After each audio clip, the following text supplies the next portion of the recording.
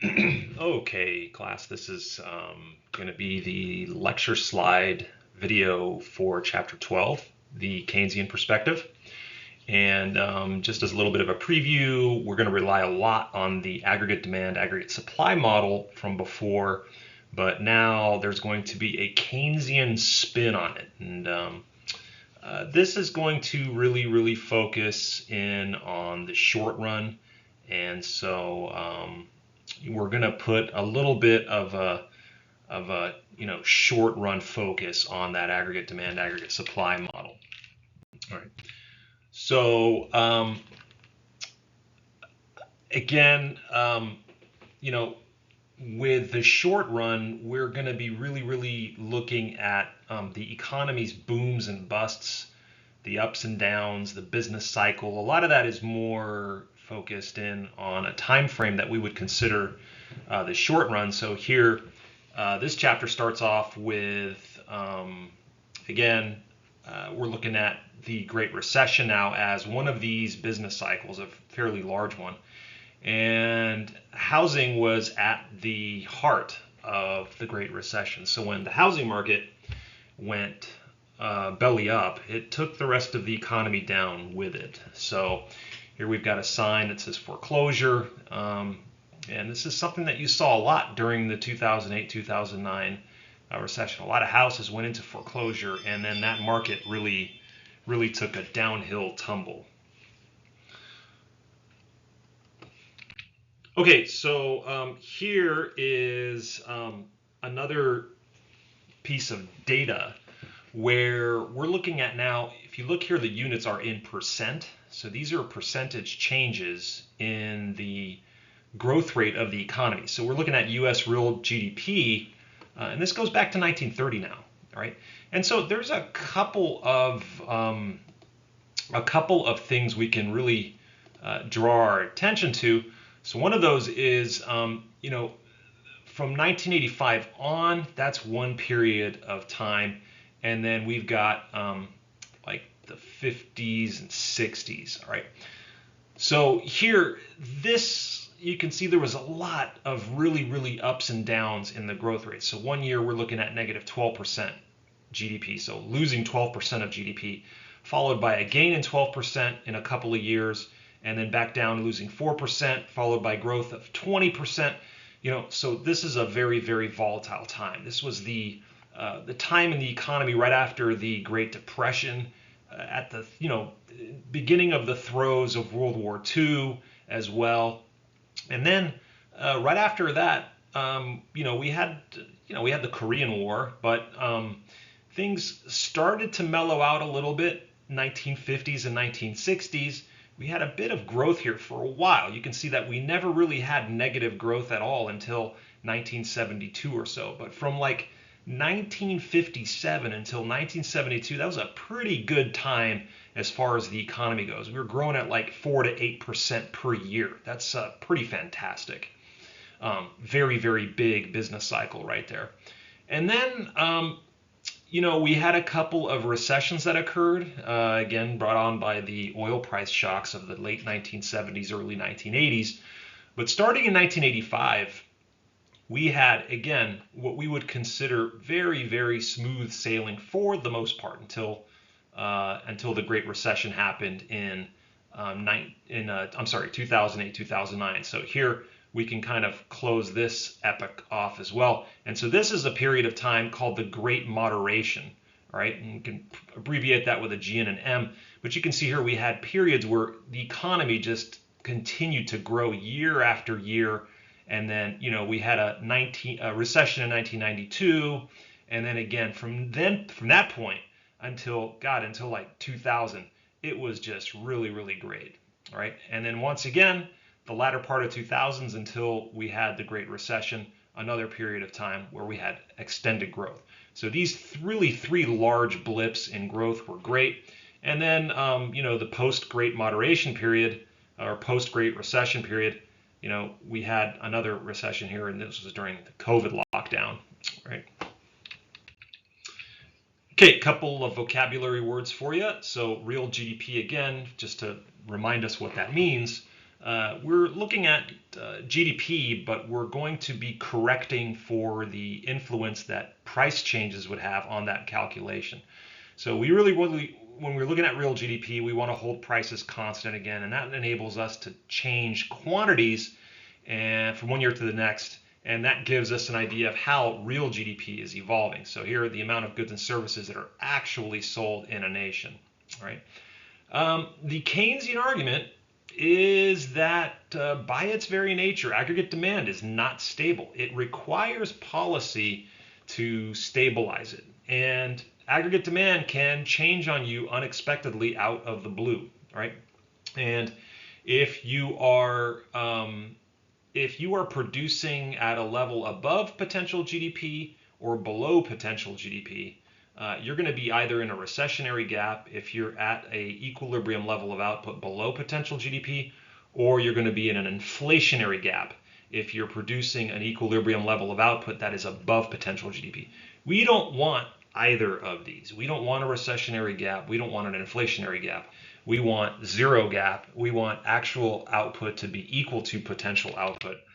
And so with a graph like this, we can see that at this point over here, let me take a look here. Right over here at this equilibrium, all right, we are actually producing at a level of potential, at the level of output that's equal to potential GDP, right? But here we are not, all right? This would be way below potential GDP. Now, let me erase my marks. Do you notice anything pretty interesting about this graph? You should, and that is the short run aggregate supply curve looks a little funny, right? You can see here it goes horizontal until we reach the potential GDP line, and then it makes a left-hand turn and goes straight up. So we're used to seeing a short run aggregate supply curve that might look something like this, and then when we hit potential GDP, it kind of goes up like that. But this one is really, really exaggerated. And the reason why we draw it this way is because we really want to capture that idea of price stickiness, okay? So why price stickiness? Well, if you look here, if we shift the aggregate demand curve to the left, right, it doesn't really do anything to the price level. Prices are pretty sticky in the short run. And again, this goes back to Keynes, right? You know, that's these prices are almost constant, all right? And how are we going to make sure that the short run aggregate supply or the aggregate demand aggregate supply model is consistent with prices that don't really move in the short run? We have to draw the short run aggregate supply curve as a straight line, right? So we can have the aggregate demand curve shifting to the left as we did here, all right? You know, we started here and then it shifts all the way to the left over here. But did prices change at all? Nope, prices stayed the exact same. The only thing that changed here is that we're going to have a bit of, you know, this gap here is going to be a lot of, like we call it, cyclical unemployment, right? That is going to be a lot of slack in the labor market as a result of producing output way below potential. Okay, so if aggregate demand is unstable and at the heart of the Keynesian interpretation of the aggregate demand aggregate supply model, we're going to split that aggregate demand into its components and go over each one of those. So here we want to look at consumption expenditure. So again, this is expenditure by households and individuals on durable goods, non-durable goods, and services, right? And there are three factors that actually influence household consumption. So one of them is disposable income, the other is expected future income, and then we have wealth or credit. So if you have increases or decreases in any of these, that's going to increase or decrease consumption expenditure. So again, disposable income, this is the income we have after taxes are paid. And, you know, once you pay your taxes on your income, you're free to dispose of that income any way you wish. This is a vocabulary word, so it's in bold, so make sure you memorize the definition of disposable income. If we know that we're going to come into some money in the future, maybe because we got a better job offer, or because we just graduated and got like our master's degree and we're going to have better job opportunities in the future, we might actually start to consume a little bit more now in anticipation of that. And lastly here, wealth or credit. If our stock portfolio really experiences a big jump in its wealth, or if we have really easy access to credit right now, that's going to also help bump up consumption, because all those things are going to feed into households feeling like they have a lot more money to spend. What about the capital I, this investment expenditure? So don't forget what investment is. It's spending on new capital goods. And we want to think of this as physical capital, right? Plant, equipment. So here we have a handful of different categories of investments. We have producers, durable equipment, and software. And that's exactly what it sounds like. If you're somebody who's a producer, you might have some heavy equipment in your factory, or you might have some heavy appliances in your restaurant if you're making food, right? If you're somebody who's running an accounting firm, you might have a lot of software. All of these things count as physical capital because they help you produce more output. These are tools that are used to produce GDP. We have non-residential structures is included in investment. And that's, if a company builds factories, if another company buys another office building, or if you're like a retailer and you buy a retail location in the, outside of the mall, these are going to go into what's called non-residential structures. So they're structures that have nothing to do with like housing. These are like, plant, different types of buildings, all right, where production is going to occur. We have changes in inventories. This one's the tricky one because inventories, again, these are, if you make a lot of output that doesn't sell at the end of the year, you end up having to buy it from yourself, and that counts as investment. That's a change in an inventory. And then we do have residential structures, things like single-family homes, townhouses, apartment buildings, anything that people would choose to use to live in. So this is a little funny because you would think that this would actually fall under durable consumption, right? Your house is pretty durable and it's something that the household buys, but technically housing provides a flow of services to people in the form of dwelling, shelter, protection from the elements. And this actually falls under investment. So if people buy brand new houses, it's going to increase investment, not consumption.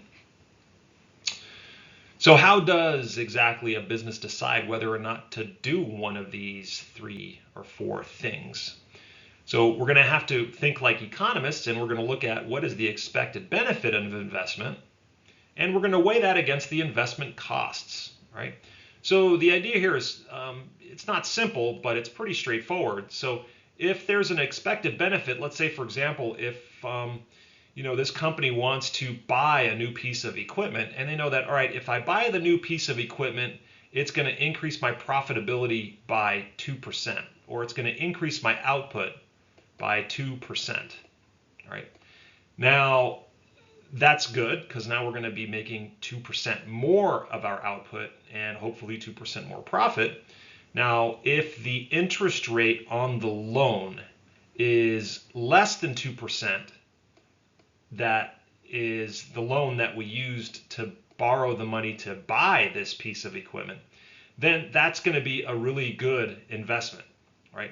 Now, if, however, if the loan interest rate is now going to be greater than 2%, then this is not a good investment. Why? Because the increase in your profitability of 2% is not surpassing the increase in your costs, which is going to be greater than 2%. So this is going to be a negative return on that investment project. So we're always going to want to look at weighing the costs of an investment project against the benefits of that investment project. And we only want to do investments that have a greater benefit than the investment cost. All right. Okay, what about the capital G, all right, for government expenditure? So government expenditure falls under state, federal, local government spending to provide services, things like national defense, transportation, infrastructure. All those teachers that work in public schools provide education. We also have police and firefighters who provide us with, law enforcement and also safety from fires and medical services and things like that. Now, going back to Keynes, Keynes saw this G as actually a means of trying to stabilize aggregate demand, because the one thing we can do to increase or decrease G is we can have the government step in and purchase things, or we can have the government step in and increase or decrease taxes in order to try to get households to increase or decrease their consumption and businesses to increase or decrease their investment spending. So here Keynes recognized that the government budget was a powerful policy tool that we can use to influence aggregate demand. All right. And if we're entering into a period like characterized as a deep recession, something like COVID or something like the Great Recession, then we can always rely on the government to step in and provide that extra stimulus, increase that G. And then if we look at, output, aggregate demand is equal to C plus I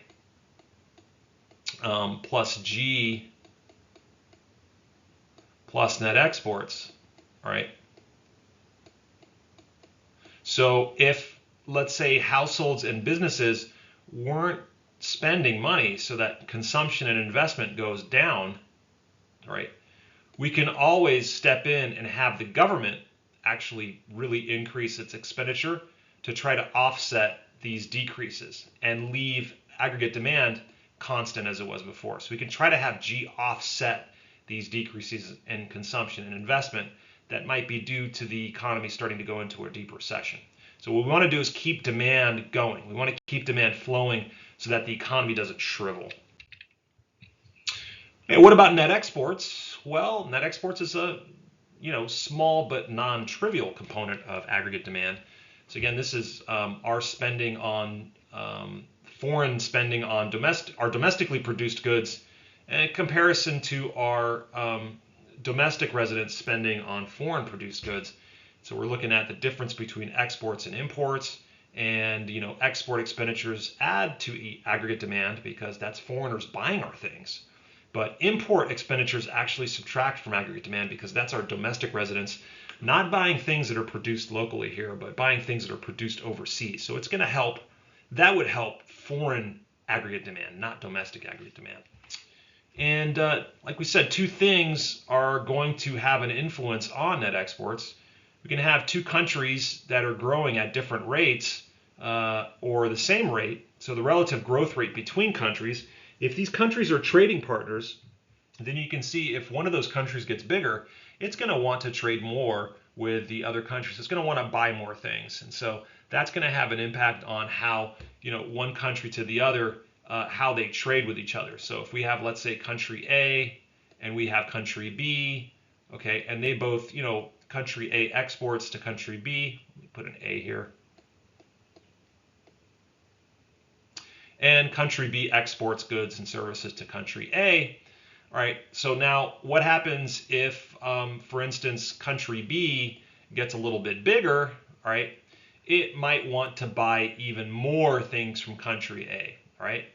But it might not actually end up producing more things to sell over. So this could have an impact on country A's net exports. In this case, country A's net exports are going to go up as a result of country B growing and wanting to buy more things from country A, right?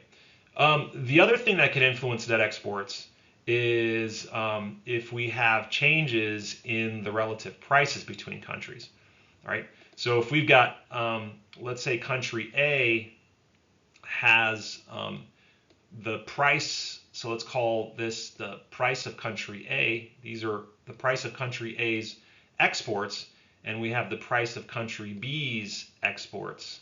And let's say country B's exports, so let's call this country B's exports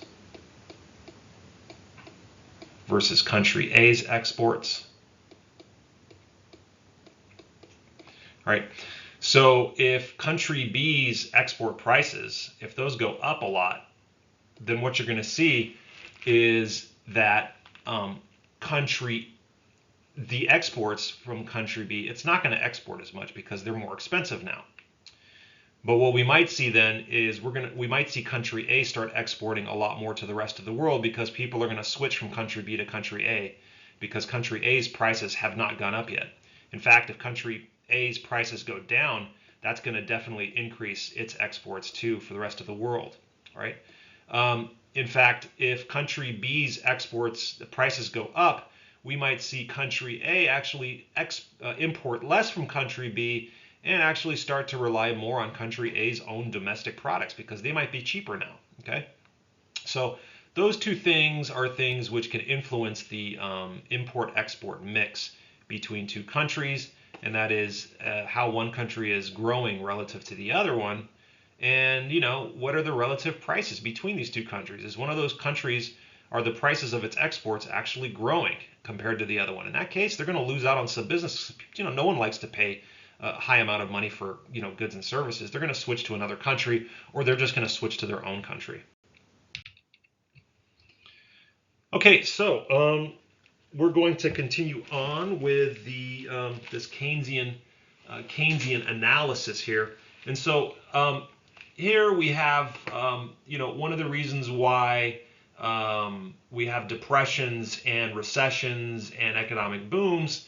And that is from the Keynesian view that aggregate demand, like we said, is not always high enough to provide workers to provide firms with a reason to hire more workers. And, that is one of the problems we see happen when the economy goes into a recession. And that is people stop buying things, companies start to not be as profitable. They start to lay people off from their jobs, and then those people obviously now they don't have an income, so they're not going to go out and buy anything, and this becomes a negative feedback loop. We have what are called sticky wages and sticky prices, and that is in the short run we don't see prices and wages immediately jump up or jump down to clear out those surpluses and shortages. It's just a period of time that wages and prices, they're stuck, they're sticky, right? So the definition officially, a situation where wages and prices do not fall in response to a decrease in demand or do not rise in response to an increase in demand. So going back to a picture of our basic supply and demand model, right? We had our quantity here on the x-axis, prices on the y-axis, and we have our demand curve and a basic supply curve. We always knew that if let me put a little P star here, and we have our Q star as well.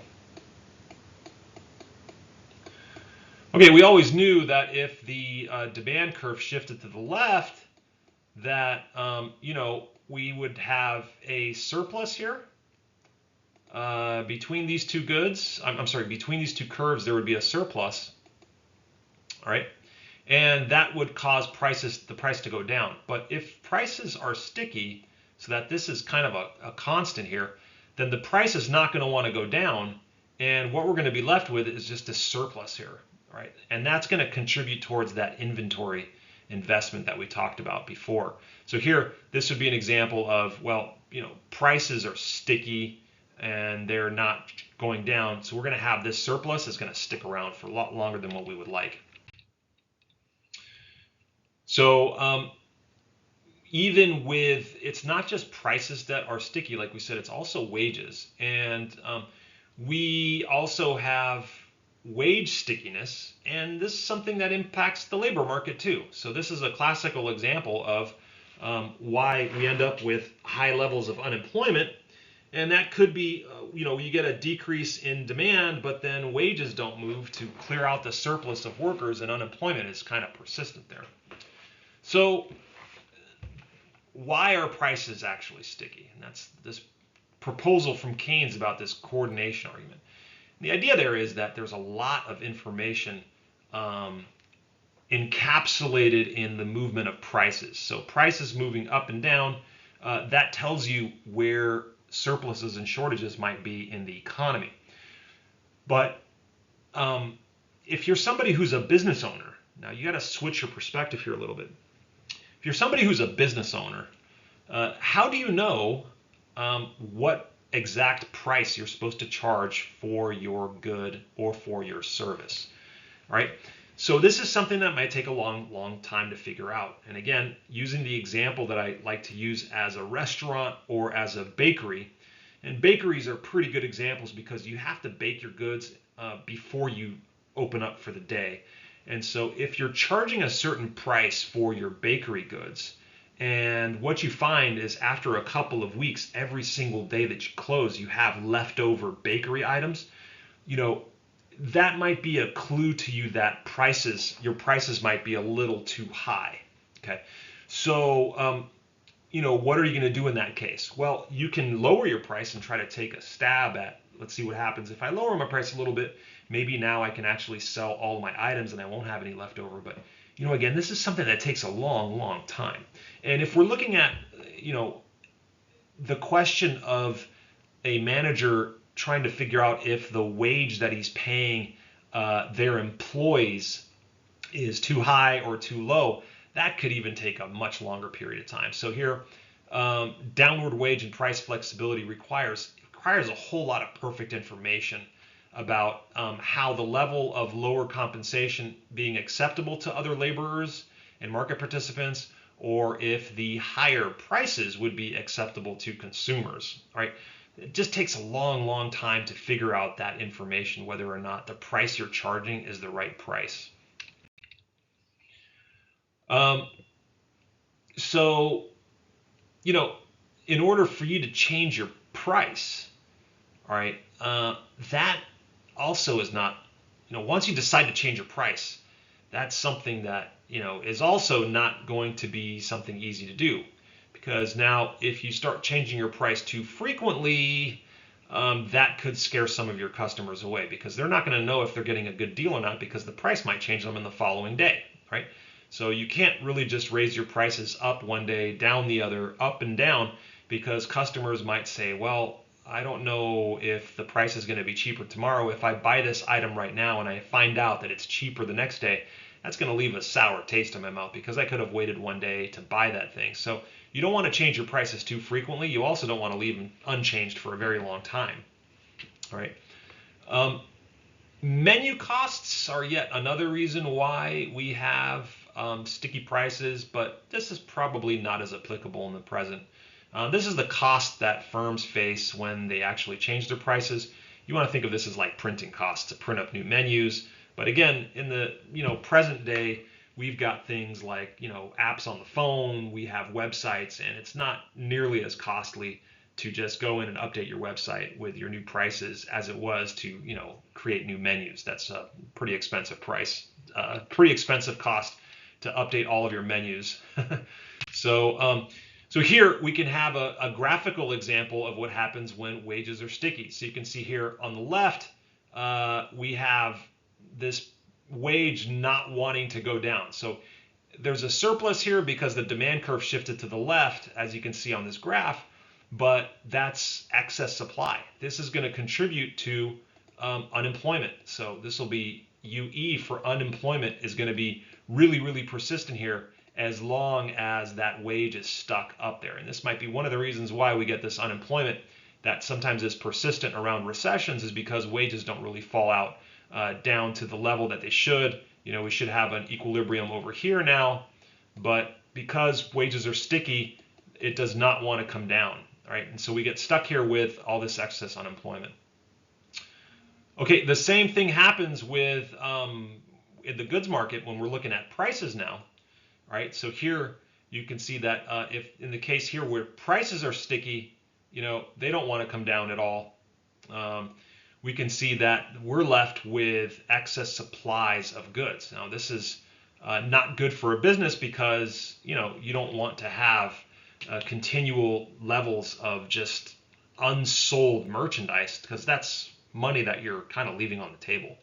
All right, you want to be able to charge the exact right price so that you clear out your inventory. But again, you can't change your price every day. So you might be in a situation where you see that if the economy is going to recession, you're not selling all your goods and services, but you also don't feel comfortable really just decreasing your prices, you'll end up with excess supply, and you might have to just accumulate it until the economy improves or until you do decide to change your prices to get rid of some of that stuff. All right, so some interesting pictures here. This picture here on the left illustrates these are jobs lost in the Great Recession, right? So the Great Recession was in 2008, 2009, like we said. And what you can see here is that the vast majority of the jobs that were lost were mid-wage occupation jobs. And we can see that the remainder, which was around 2/3, so 1/3 would be in lower wage occupations, and another 1/3 would be in higher wage occupations. So higher wage would be more consistent with things like high-tech workers, upper management in large corporations, things that require a whole lot of skills. Lower wage occupations are things that are like, you're in cleaning services, janitorial, you're in retail, something that doesn't take a lot of skill level to get the job, right? And then middle wage occupations make up the vast majority of those jobs that were lost. And these are, you got a little bit of college under your belt, you got some experience on your resume, and you qualify for these mid-wage occupations. These are things like office jobs, maybe some data entry, something like that. Now, if we look now to the right, we can see that pie chart illustrates what types of jobs were gained when the economy recovered. And what should stick out to you is that the pie chart looks a bit different.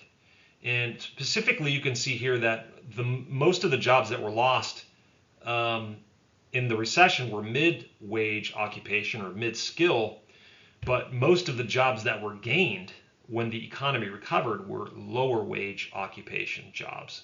So some of these workers here that used to work in that office, maybe they used to be what we call middle wage workers, they might have had to take a job in lower wage occupations. And that kind of could spell a problem because someone might have been used to having a certain middle wage, now they have to take a pay cut. But if there's no other opportunities for them in the economy, they might not have another choice but to take a lower wage occupation, right? As far as the higher wage occupations go, it looks like they didn't really change much. So 20% of those were lost during the recession, 20% of those jobs were gained. In fact, the people who lost their jobs during the recession, they probably were the same ones that got hired back here when the recession was over with. Okay, like we said before on an earlier slide, in order to have price stickiness, we need to have this short-run aggregate supply curve look a little weird, right? And it is going to it's going to be horizontal, like we said, because again, we don't want prices to go up and down when the aggregate demand curve shifts to the right and to the left. But if we hit that potential GDP limit at the economy, then the short-run aggregate supply curve really goes right vertically, okay? And that's just because, once we hit that potential GDP threshold, we cannot produce anymore, especially in the short run. We cannot. There's not enough technological innovation that's happening. There's not enough population growth that's happening to enable us to produce more GDP. So once we hit that, it's over with. The only thing that's going to happen is prices are going to go up. And that's why we have that extreme left-hand turn right there at the short-run aggregate supply curve meeting the potential GDP line, is because if we're talking about the short run from 1 month to the next, you're just not going to have enough change in your production mix to be able to produce more to meet the higher level of demand. So we might even have a demand curve that shifts way out here, out to the right, and we're not going to be able to produce any more output than what the economy potentially can. We just cannot go. We cannot go this way at all. Right? We're just stuck here. Okay, so a couple of more vocabulary words for you. So let's start with this idea of an externality, right? So an externality is essentially something that occurs as a byproduct of population's doing in order to meet their own economic ends. So if, like, let's say, for example, here's an example of an externality is, let's say you want to go get vaccinated for the flu because you don't want to get sick, right? So that's something that sounds reasonable. No one likes having the flu, so you go get a vaccination. And not only does that help you, but it also spills over and helps other people because if you're vaccinated, you're less likely to transmit the flu. So not only will you not be sick, but you're less likely to make someone else sick. So that's an example of a positive externality. All right, now what would be an example of a negative externality?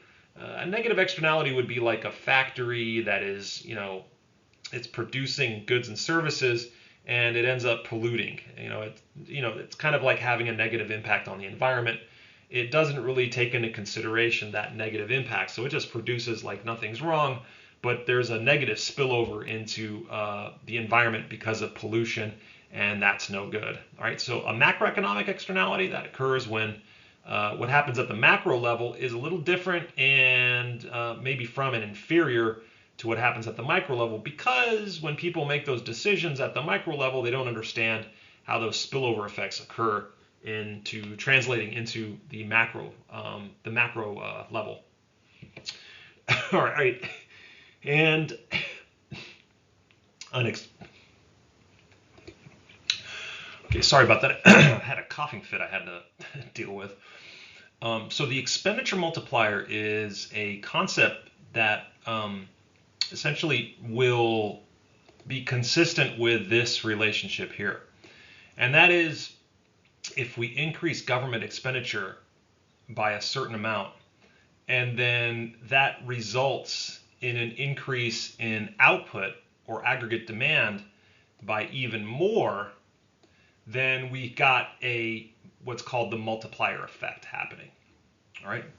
So the idea there is, how is this possible? And it's this concept that, if the government increases its expenditure, that creates income for some people. And then those people go out and spend the extra money, and that increases the incomes of yet another set of people. And then those people go out and spend a little bit more money. So it's almost like a trickle down effect, or you want to think of it as like when you throw a rock in a lake, it creates these waves that expand out. So it's like, if the sum of all the incomes that are increased is greater than what that original amount that was spent, that is this positive multiplier effect. So it's a Keynesian concept that asserts that a change in autonomous spending or government spending causes a more than proportionate change in real GDP. That's and again, we could show it with this fraction here, where if you increase spending by, let's say, 1%, and then GDP goes up by more than 1%, that would be an example of a multiplier. Or if we increase spending by, let's say, $1 billion, and then GDP goes up by 1.5 billion, that would be another example of this multiplier. Again, the reasoning is because one person's spending becomes another person's income, which then leads to an additional round of spending and income. All right. Okay, so the next concept is going to be on the Phillips curve. And so that is a different graph that's going to show us the trade-off between unemployment and inflation. All right. So in the helper video that I'm going to post along with this chapter, I'll go over how we derive that. But for the time being now, we want to focus on the picture of the Phillips curve, and it's a negative relationship. And the idea there is that as unemployment increases, right, that means that the economy is not doing so well, and you're going to start to see the inflation rate not go up as high because people aren't buying things. And so prices aren't going to continue to rise, right? So if we're at a point like point A here, that's a point where we've got relatively low unemployment, 4%, but we end up having a little bit high inflation, 5%. And that is totally different than point B, where point B would be an example of when the economy is not doing too well. and then you end up with, high unemployment, and then not so much inflation, right? Because again, with a lot of people unemployed, nobody's going to want to go out and spend money, and so prices are going to kind of take a little bit of a tumble, right? And you get this negative relationship, and that's what's referred to as the Phillips curve. So in real life, we can see that here we have a little bit of a Phillips curve going on. If we were to draw a line that kind of summarizes those points, all right, it's going to look something that looks like this, okay? And we can see that, let's say, at this point over here, you've got something like 4% unemployment, and you end up with like 4% or 3.5% inflation. And if the economy is doing really, really well, so like unemployment's 2%, you can see that that results in high rates of inflation, right? Because the economy is starting to heat up, less people are unemployed, and inflation is going to start to tick up. So this is between 1960 and 1969. Now, something interesting happens between 1960 and 1979. That is, if we look at the Phillips curve data there, we might not have just one Phillips curve. So it looks like there's one Phillips curve here. And it looks like there might be yet another Phillips curve over there, and yet a third one, and even then, yet again, a fourth one.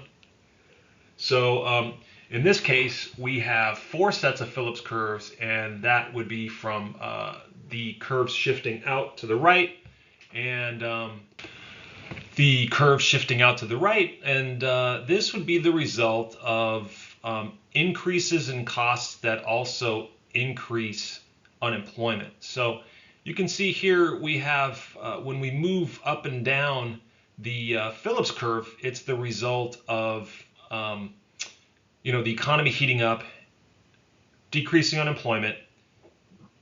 I'm sorry.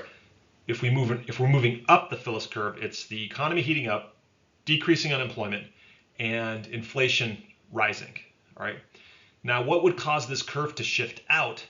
You would have to have both unemployment increase and you would need inflation increasing as well. And in the helper video, I will show that the way we get the Phillips curve to shift out to the right is you have to have movements on the short run aggregate supply curve. That's the only way that that's going to happen. All right. But interestingly enough, we see that when we add that extra decade, 1970 to 1979, you have an additional set of Phillips curves that's going to come about from this exact scenario here. Because in the 1970s, 79, 81, 82, we had these price shocks for the price of oil that actually ended up increasing unemployment and increasing inflation. That situation called stagflation that we talked about earlier. And that is what would cause the Phillips curve to shift out, like we see here, out to the right, all right, to indicate higher and higher levels of both inflation and unemployment.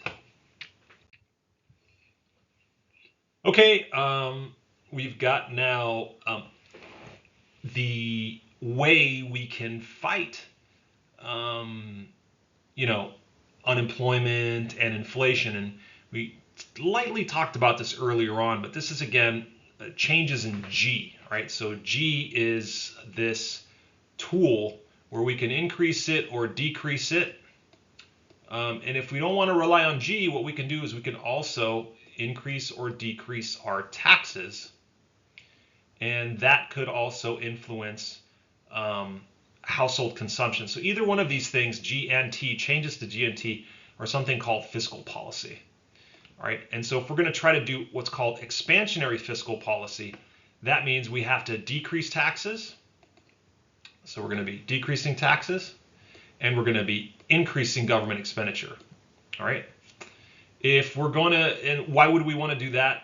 We want to do that when the economy needs to be pumped up.